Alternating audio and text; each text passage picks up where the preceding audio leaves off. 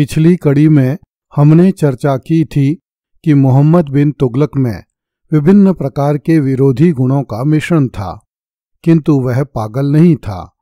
उसकी योजनाएं समय से आगे थीं तथा आधुनिक युग में उसकी बहुत सी योजनाओं को अमल में लाया जाता है, किंतु उसके स्वार्थी अमीर एवं लालची मुल्ला मौलवी सुल्तान की किसी भी योजना को पूरा नहीं होने देते थे। मोहम्मद बिन तुगलक भारत के देशी अमीरों की अयोग्यता के कारण अपनी सल्तनत में विदेशी अमीरों को उच्च पद देता था। इस कारण देशी अमीर सुल्तान के विरोधी हो गए। हालांकि विदेशी अमीर भी पूरी तरह धोखेबाज थे और अवसर मिलते ही बगावत कर देते थे।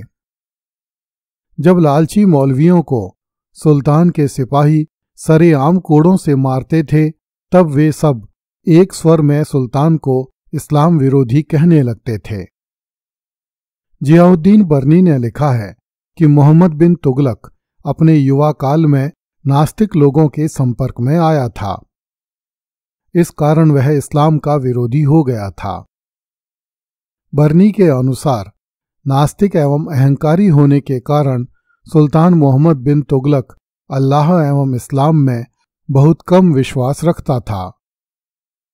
बर्नी ने लिखा है कि मैं सुल्तान के पास 17 साल तथा 3 महीने रहा और हमेशा उससे कमीने तथा निम्न कुल की निंदा सुना करता था, किंतु अपने शासन के अंतिम वर्षों में मोहम्मद ने उन्हीं कमीनों तथा नीच कुल के लोगों को अपनी सल्तनत में उच्च पदों पर आसीन किया। बर्नी लिखता है कि सुल्तान के शरीर एवं मस्तिष्क के अनिश्चित साधन समझ के परे थे। उसमें अपार उदारता थी तो सैयदों को मारने की इच्छा भी। जियाउद्दीन बर्नी ने अपनी पुस्तकों में मोहम्मद बिन तुगलक को जिस चरित्र का दिखाने का प्रयास किया है, वास्तविकता उससे कोसों परे है। मोहम्मद बिन तुगलक इस्लामी दर्शन, गणित, ज्योतिष तथा भौतिक विज्ञान का गंभीर ज्ञाता था। वह फारसी साहित्य तथा काव्य का भी अच्छा ज्ञान रखता था।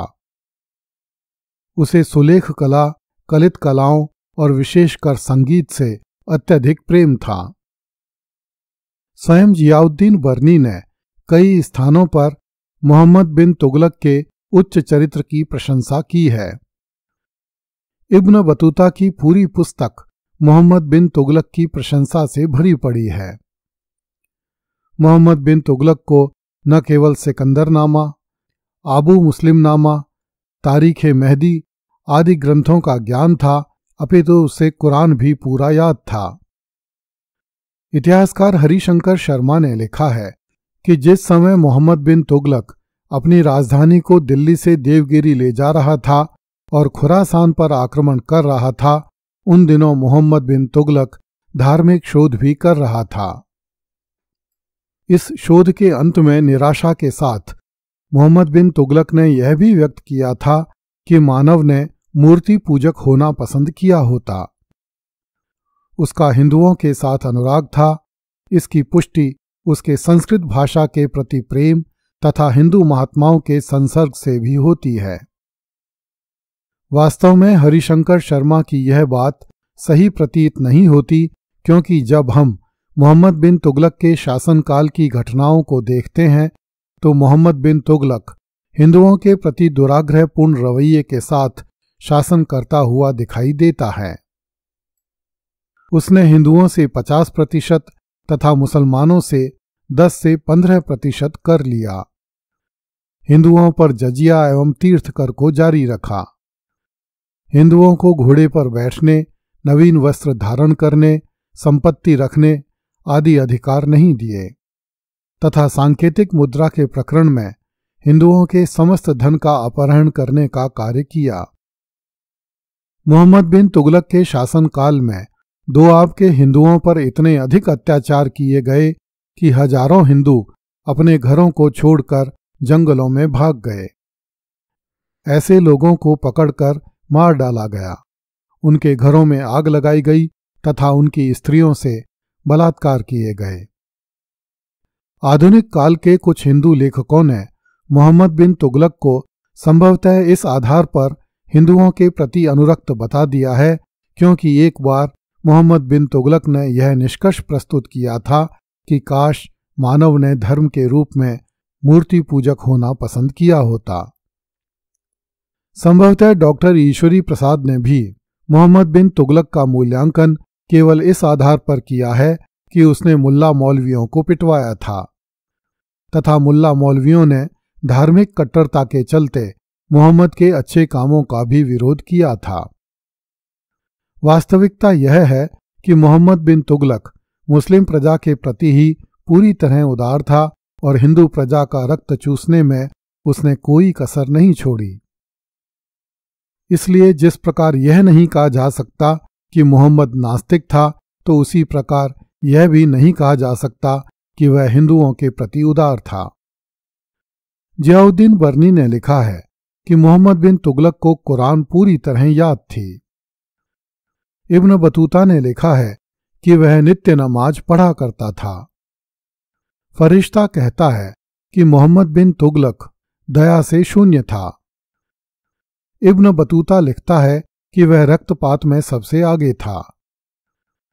डॉक्टर मेहदी हुसैन ने लिखा है कि सुल्तान में विरोधी गुण विद्यमान थे। बर्नी तथा इब्न बतूता दोनों ने लिखा है कि उसके महल के सामने सदैव कुछ लाशें पड़ी रहती थीं। लेनपूल ने लिखा है कि उसमें संतुलन का पूर्ण अभाव था।